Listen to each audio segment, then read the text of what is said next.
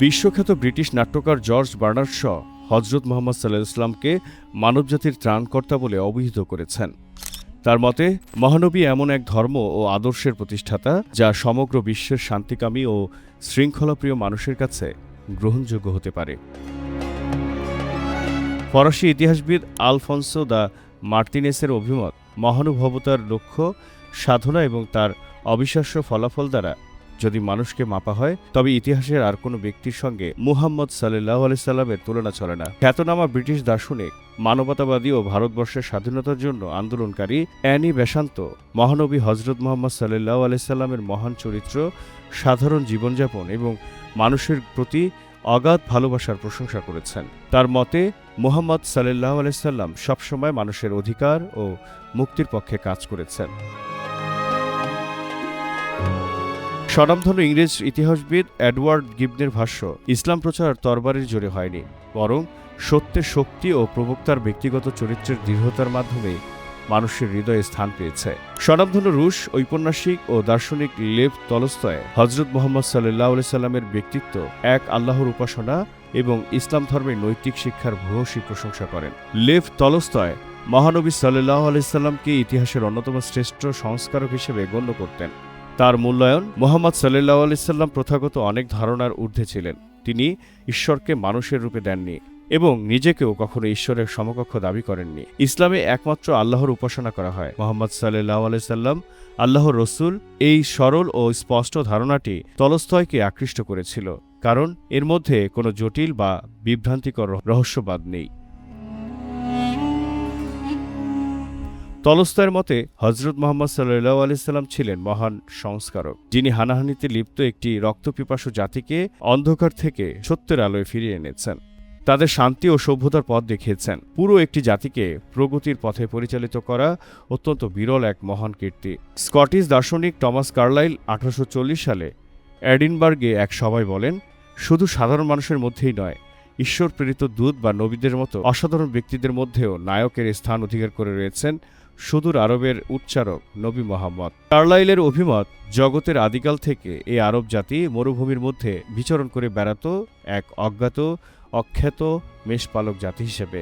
তারপর তাদের মধ্যে আসমানি বার্তাসহ এক ধর্মবীর পয়গম্বর প্রেরিত হলেন, আর অমনি জাদুর মতো সেই অখ্যাত জাতি হয়ে উঠল জগদী খ্যাত, দিনহীন জাতি হয়ে উঠল জগতের শ্রেষ্ঠ। তারপর এক শতাব্দীর মধ্যে পশ্চিমে গ্রানাডা থেকে পূর্বে দিল্লি পর্যন্ত প্রতিষ্ঠিত হল আরবের আধিপত্য। সুদীর্ঘ কয়েক শতাব্দী ধরে পৃথিবীর এক সর্ববৃহৎ অংশের উপর আরব দেশ মহাসমারোহ ও বিক্রমের সঙ্গে তার দ্যুতি ছড়িয়েছে। কবিগুরু রবীন্দ্রনাথ ঠাকুর 1936 সালের 27 ফেব্রুয়ারি দিল্লির জামে মসজিদ থেকে প্রকাশিত পত্রিকার নবী সংখ্যায় পাঠানো বাণীতে মহানবী হজরত মুহাম্মদ সাল্লাল্লাহু আলাইহি সাল্লামকে মানব ইতিহাসের অন্যতম শ্রেষ্ঠ মহামানব হিসেবে গভীর শ্রদ্ধা ও ভক্তি জানান। কবিগুরু ইসলাম ধর্মে বিশুদ্ধ ও জোরালো আদর্শ প্রতিষ্ঠার জন্য রসুলের ভূমিকার প্রশংসা করেন। তিনি আশা প্রকাশ করেন, মহানবী সাল্লাল্লাহু আলাইহি সাল্লামের অনুসারীরা শান্তি, সদ্ভাব ও সভ্যতার সেবা করে নিজেদের বিশ্বাসের মর্যাদা রক্ষা করবেন। ইসলাম ও মহানবী হজরত মুহাম্মদ সাল্লাল্লাহু আলাইহি সাল্লামের আদর্শ সম্পর্কে মন্তব্য করতে গিয়ে ভারতের জাতির পিতা মহাত্মা গান্ধী বলেছেন, আমার ক্রমে দৃঢ় প্রতীতি জন্মেছে যে পুরাকালে জীবন সংগ্রামে তরবারি ইসলামকে এই বিশ্বজগতে স্থান প্রদান করেনি। নবী সাল্লাল্লাহু আলাইহি সাল্লামের একনিষ্ঠ সরলতা, পূর্ণ মাত্রার আত্মত্যাগ, অঙ্গীকারে অবিচল থাকা বন্ধুবর্গ ও অনুচরগণের প্রতি তাঁর প্রগাঢ় অনুরক্তি, তাঁর সাহস, নির্ভীকতা, আল্লাহর প্রতি ও স্বীয় জীবনব্রতে তাঁর ঐকান্তিক নির্ভরতা এই গুণরাজি ইসলামকে বিজয়ী শক্তির মর্যাদা দান করেছে। ভারতীয় উপমহাদেশের কমিউনিস্ট আন্দোলনের অন্যতম প্রবক্তা এম.এন. রায় পরবর্তী সময়ে মানবতাবাদী দার্শনিক হিসেবে পরিচিতি লাভ করেন। 1937 সালে জেলে বন্দী থাকা অবস্থায় লেখা the historical rule of Islam, ইসলামের ঐতিহাসিক ভূমিকা নিয়ে বইয়ে তিনি মহানবী সাল্লাল্লাহু আলাইহি সাল্লামের অবদানকে গভীরভাবে মূল্যায়ন করেছেন। ঐতিহাসিক জন উইলিয়াম ডেপারকে উদ্ধৃত করে এম.এন. রায় লিখেছেন, হজরত মুহাম্মদ সাল্লাল্লাহু আলাইহি সাল্লাম এমন একজন মানুষ যিনি সমগ্র মানবজাতির উপর সবচেয়ে গভীর ও স্থায়ী প্রভাব বিস্তার করেছেন। তার মতে, তৎকালীন অন্ধকারাচ্ছন্ন ও বিশৃঙ্খল আরব সমাজে মহানবী হজরত মুহাম্মদ সাল্লাল্লাহু আলাইহি সাল্লামের আগমন ছিল যুগান্তকারী ঘটনা, যা আরবদের একটি সুসংগঠিত এবং সুসভ্য জাতিতে রূপান্তরিত করে। এম এন রায়ের একটি বহুল পরিচিত মন্তব্য মহানবী হযরত মুহাম্মদ সাল্লাল্লাহু আলাইহি সাল্লামের অভ্যুদয়ে মানবতাকে ধ্বংসের হাত থেকে রক্ষা করেছিল। বিষয়টি ব্যাখ্যা করে তিনি বলেন, যখন রোমান এবং পারস্য সভ্যতার পতনে বিশ্ব এক চরম নৈতিক ও সামাজিক অবক্ষয়ের মুখোমুখি, এই অন্ধকার মুহূর্তে মহানবী হযরত মুহাম্মদ সাল্লাল্লাহু আলাইহি সাল্লামের আদর্শ পৃথিবীকে নতুন আশার আলো দেখিয়েছিল।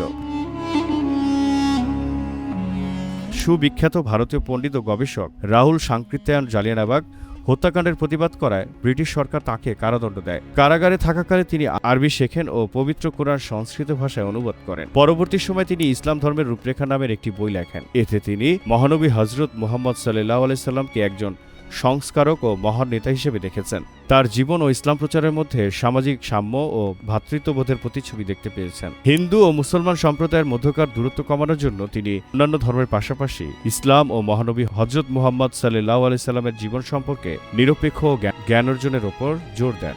রাহুল সাংকৃত্যায়ন মহানবী হযরত মুহাম্মদ সাল্লাল্লাহু আলাইহি সাল্লামকে আরব সমাজের অন্ধকার দূরকারী এবং এক নতুন সভ্যতার রূপকার হিসেবে অভিহিত করেন। বাংলার জানালায় জহিরুল ইসলাম।